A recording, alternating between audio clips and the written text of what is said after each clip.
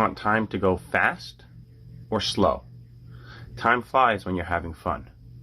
Dunbar, in Joseph Heller's Catch-22, decides he wants his life to be as long as possible, so he'll live a very long time.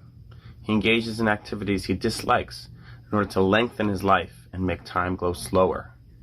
Slow days, long years. This week in Parsha's Chukat, we have a time warp. Last week in Parsha's Korach, where we left off, we were, according to most opinions, in the second year after the Exodus when the Jewish people left Egypt. Now, in this week's Torah portion, we have Miriam's death, the final year of the 40-year journey.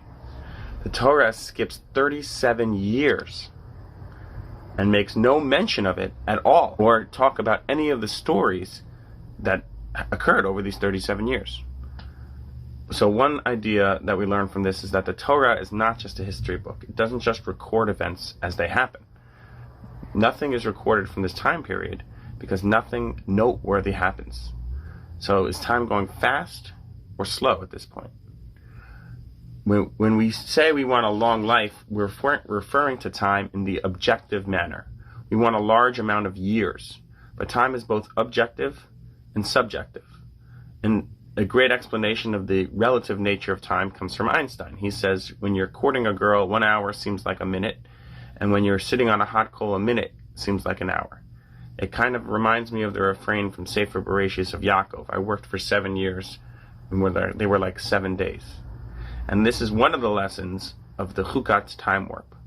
Relative time is more important than objective time. Quality over quantity. Dunbar had it all wrong. The text illustrates this point by not mentioning anything for 37 years. The Torah values quality of days over quantity of years, and it communicates this several times with one concept I call airtime in Tanakh.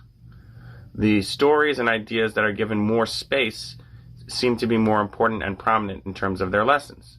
So if we take one example, Metushelach has the longest life in the Tanakh. He lives 969 years, and he only gets 3 or 4 psukim, verses. David HaMelech, King David, lives only 70 years in comparison, much less than Metushelach, and he's mentioned in over 50 chapters of the Tanakh, of the Hebrew Bible. He lived full days.